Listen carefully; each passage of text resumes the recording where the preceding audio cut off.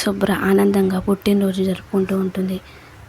ఇక అప్పుడే చెంగయ్య నువ్వు ఈ పుట్టినరోజు ఎన్నో జరుపుకోవాలి తల్లి అని చెప్పి విష్ చేస్తూ ఉంటాడు. థ్యాంక్ యూ తాతయ్య అని శుభ్ర అంటూ ఉంటుంది. నువ్వు అమ్మ లేదన్నావు కదా, నీకు అమ్మ గుర్తు వచ్చినప్పుడల్లా నన్ను అమ్మ అని పిలువు, నేనే అమ్మని అనుకో అని చెప్పి అనగానే థ్యాంక్ యూ అమ్మ అని చెప్పి ఇక శుభ్ర హక్ చేసుకుంటూ ఉంటుంది. ఇక చెంగయ్య మనసులో గంగ ఎంత మంచి మాట చెప్పింది, ఇదే నిజమైతే బాగుండు అని చెప్పి ఇక ఏడుస్తూ కన్నీళ్ళు పెట్టుకుంటూ ఉంటాడు. సరే నేను వెళ్తున్నాను అని చెప్పి ఇక వెళ్తూ ఉంటుంది.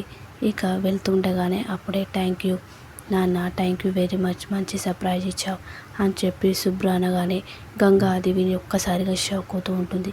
ఇక వెంటనే శుభ్ర దగ్గరికి వస్తూ ఉంటుంది.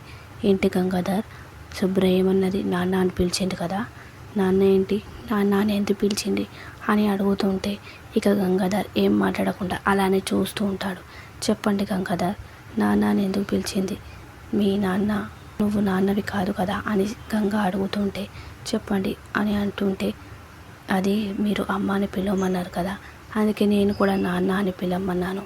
ఇక అది విన్న గంగ ఏదో అనుమానంగా అక్కడి నుంచి మెల్లగా వెళ్తూ ఉంటుంది. ఇక అదే ఆలోచనతో ఉంటుంది. అయినా సంతోష్తోని పెళ్ళి కాలేదని చెప్పాడు, మరి శుభ్ర ఏంటి నాన్న అని పిలిచింది, అసలు ఎవరు అనుకుంటూ ఆలోచిస్తూ ఉంటుంది. ఇక వెంటనే మార్కెటర్కి ఫోన్ చేస్తూ ఉంటుంది.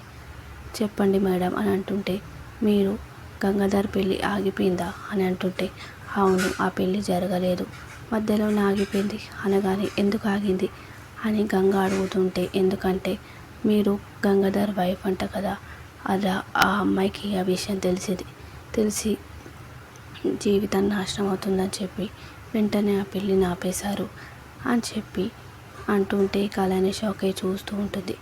సరే అని చెప్పి కాల్ కట్ చేస్తూ ఉంటారు. ఇక అలానే ఆలోచిస్తూ ఉంటుంది. ఇక ఉదయం కాగానే గంగ గుడికి వెళ్తూ ఉంటుంది. ఇక అప్పుడే శుభ్రాని చూస్తూ ఉంటుంది. ఏంటి పొద్దునే నాకంటే ముందే ముగ్గులు వేస్తున్నావు అని గంగ శుభ్రతో అంటుంటే మీరంటే కుందేలు లాంటి వారు, నేను తాబేలుని, మీకంటే మంచిగా నేను ఎలా వేయగలను అని అంటుంటే ఓహో మంచిగానే మాట్లాడుతున్నావు, ఆయన ఒక్కసారి కుందేలు కూడా మంచిగా వేస్తుంది అంటుంటే మన ఇద్దరి మధ్య పోటీ జరిగితే ఎవరు గెలవాలని కోరుకుంటావు అని గంగ అడుగుతుంటే మన ఇద్దరం ఫ్రెండ్స్ కాబట్టి మీరు నేను ఓడిపోతే ఎవరో ఒకరు గెలిచినట్టు అనుకుంటాను అనగానే ఇక ఆనందపడుతూ ఉంటుంది. ఇక గంగ వెళ్తుంటే గంగ చేపట్టుకొని అమ్మ అని పిలుస్తూ ఉంటుంది. ఇక వెంటనే గంగని హగ్ చేసుకుంటూ ఉంటుంది. ఇక శుభ్ర గంగకి ముద్దు పెడుతుంటే ఇక శుభ్ర కూడా గంగకి ముద్దు పెడుతూ ఉంటుంది. నేను ముగ్గును చూపిస్తాను రా అమ్మ అని చెప్పి చూపిస్తూ ఉంటుంది. ఇక ముగ్గులో అమ్మ అని వేయగానే హ్యాపీగా ఫీల్ అవుతూ ఉంటుంది గంగ. ఇక వెంటనే పక్కకి తీసుకెళ్తూ ఉంటుంది శుభ్రాని.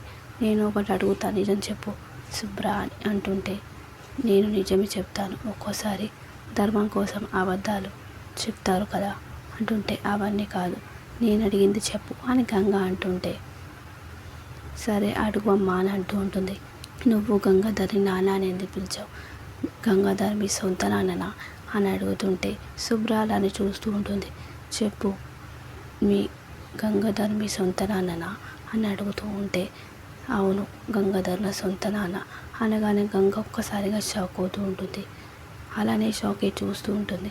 మరి అబద్ధం ఎందుకు చెప్పారు, మీ సొంత నాన్న అయ్యుండి మీ నాన్న కథని ఎందుకు చెప్పారు, చెంగయ్య కూడా నువ్వు ఎక్కడో దొరికావని చెప్పాడు, ఎందుకు అలా చెప్పాడు అని అంటుంటే ఎందుకంటే మా నాన్న జైలుకి వెళ్ళాడు కదా, జైలుకి వెళ్తే జాబ్ ఇది రాదంట, జాబ్ రాకుంటే ఎలా, అలా మా నాన్నకి రాకుంటే మా తాతయ్య కూడా రాదు కదా, అందుకే అలా చెప్పారు అనగానే గంగ షాక్ అయి అలానే చూస్తూ ఉంటుంది.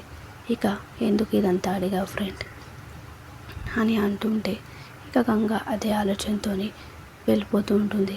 అయినా సంతోషికి గంగాధర్కి పెళ్ళి కాలేదు కదా, మరి ఈ కూతురు ఇక్కడ సొంత కూతురు అంటున్నారు, అసలు ఎవరి అమ్మాయి, గంగాధర్ కూతురు ఎలా అయ్యింది అని చెప్పి ఆలోచనతో అలా వెళ్తూ ఉంటుంది.